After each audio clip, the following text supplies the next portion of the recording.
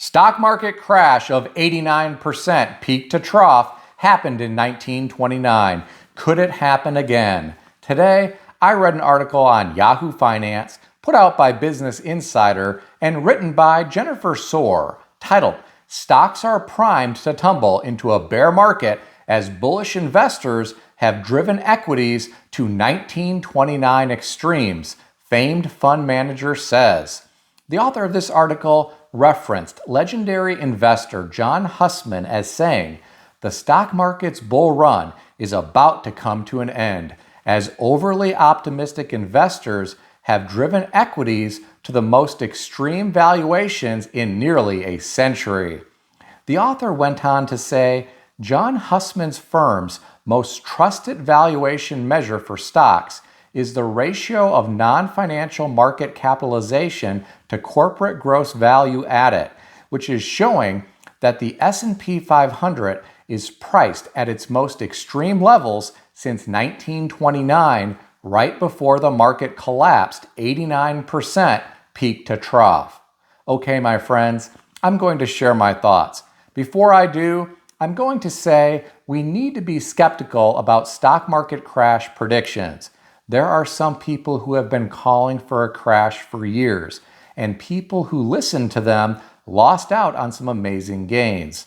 There are some people who believe a stock market crash will never happen because there is a plunge protection team and because we have circuit breakers in place to limit down. Some people also think the Fed will always come to the rescue because they have no other choice. With all that said, I still have to wonder what life will be like if and when we experience a collapse of 89%. Understand that may never happen, but imagine how this would impact everyone on the planet. Think about all of the people and businesses that rely on access to credit to survive. That could potentially dry up or at least become very difficult to obtain. Think about all of the retired people who rely on investment returns. Think about people who just retired and then saw an 89% market drop.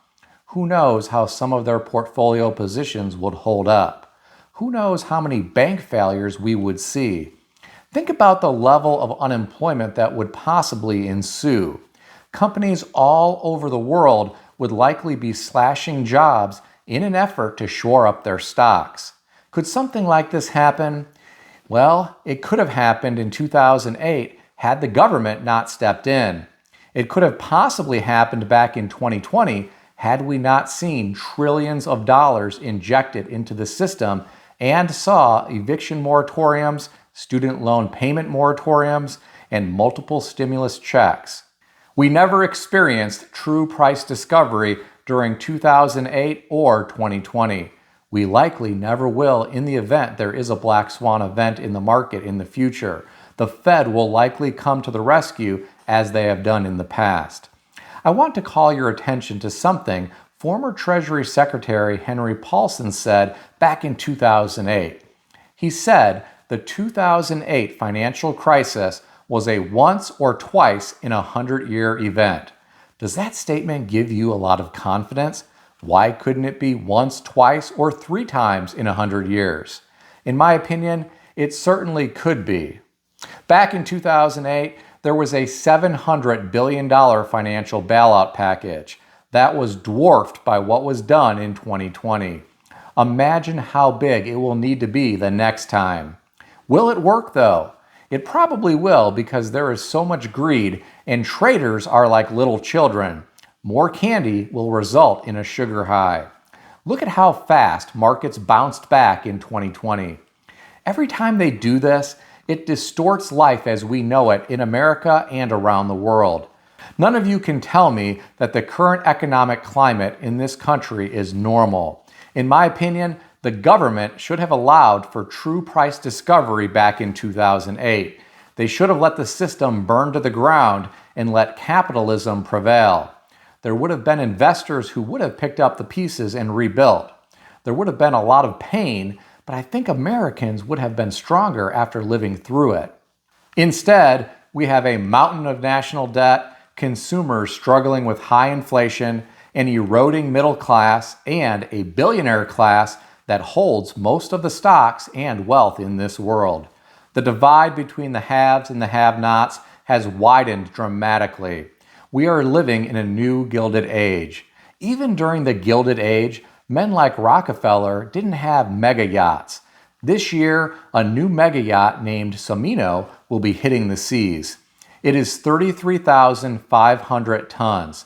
This is someone's private yacht. To put that into perspective for you, the Titanic was only 46,328 tons. So this private yacht is close to the size of the Titanic. Rockefeller never had anything like that, and he was alive during the era of the Titanic. The wealth and opulence today has gone off the rails.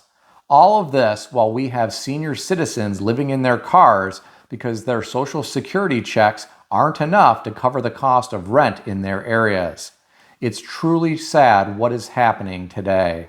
Getting back to the article, the author quoted John Hussman again as saying, "Statistically, the current set of market conditions looks more like a major bull market peak than any other point in the past century, with the possible exception of the 1929 peak.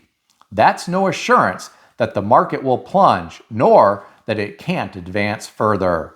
Still, given the combination of extreme valuations, unfavorable market internals, and dozens of other factors that cluster among the most top-like in history, we're just fine with a risk-averse, even bearish outlook." Okay, my friends, I'm going to share my thoughts about this. I like that he said that's no assurance that the market will plunge, nor that it can't advance further. Here's why I like that. Greed is a powerful emotion. I lived through the dot-com mania. I knew the market was completely unchecked from reality, and I thought it would crash any day. Well, it kept going higher month after month. Some stocks doubled from where they were previously. It was insane at times. I remember watching Kramer from Mad Money on television pumping different stocks on a regular basis. People felt like we were living in a totally different financial reality and the good times were going to go on forever. Some people said it is different this time. The internet and all this new innovation will continue to fuel the markets, and the markets continue to rally higher. My Solomon Smith Barney broker back then recommended an internet trust. It increased somewhere in the vicinity of 500% in the time that I owned it. It matured and I walked away with a healthy profit. I said, wow, let's try that again. I didn't reinvest all of it. I only invested the original amount and it increased further as well. Then the dot-com bubble popped and that investment dropped violently. I'm so glad I didn't gamble with all of the profit that I had made previously. I knew a lot of people who got wiped out during the dot-com bubble. A lot of people who never lived through that era have no idea how painful something like that can be.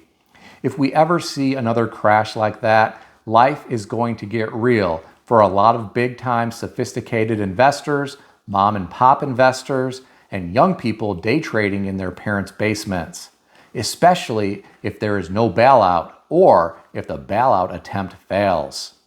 I read some of the comments beneath this article. I'll share some of them with you. One commenter said, not to be a doom and gloom, but look at a 40-year chart. Markets have gone up too far and too fast. If you took off around 50% of where it is, that would make more sense. But with the financial media constantly pumping stocks, it likely will continue higher at least for a while. Another commenter said, John Hussman has been calling for a crash ever since I could remember, so he doesn't deserve credit for calling the 2000 dot-com sell-off or the financial crisis. He was bearish the entire time. The last comment that I'll share with you came from someone who said, 10,000 people are retiring every day. They are also inheriting property and money from dying parents. Available cash will keep the market going up for years. Any dip will be met with cash waiting to pounce. Not until the rapture and/or collapse of America will it stop. and 20% corrections will be but a blink on mountain charts. What do you think about all this? Share your thoughts in the comment section below. Stock traders who are banking on rate cuts later this year may not like this next article. I read an interesting article today on foxbusiness.com written by Eric Ravel titled, "Federal Reserve President Says Rate Cuts May Not Come in 2024. According to the author, Minneapolis Federal Reserve President Neel Kashkari said Tuesday that the central bank will need to hold interest rates steady for an extended period that may last through the rest of the year. Neel Kashkari said, "I would need to see multiple positive inflation readings suggesting that the disinflation process is on track." I'm going to share my thoughts. We hear so much conflicting information in the media about what the Fed is going to do. Sometimes this conflicting information comes from different Fed presidents. Even though the Fed has approximately 400 Ph.D.s working for them, I have to wonder if they really know what they are doing. I have heard they use focus groups to review the statements that Jerome Powell puts out because they want to be very careful about what he says in the media. They don't want his statements to be ill-received by the markets. If the Fed is truly independent, why do they need to cater to the markets? They should just speak the truth and let free market forces prevail.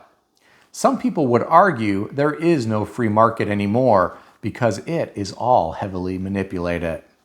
I'll let all of you debate that in the comment section below. Please keep in mind that everything in this video is for entertainment purposes only, and nothing in this video is financial advice or advice of any kind.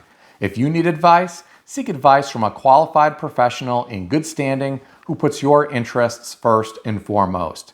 If you enjoyed this video, consider subscribing to the channel. Please also consider sharing this video with your friends. I want to extend a special thanks to everyone who has subscribed to this channel. I want to also thank all of my channel members. If you would like to become a channel member, there is a link in the description beneath this video. You can read more about the different membership levels. Please also check out some of the great books that I suggest you consider reading in the description below. I've included Amazon affiliate links to these books. As an Amazon associate, I earn from qualifying purchases. Stay healthy and wealthy. I'll see everyone in the next video.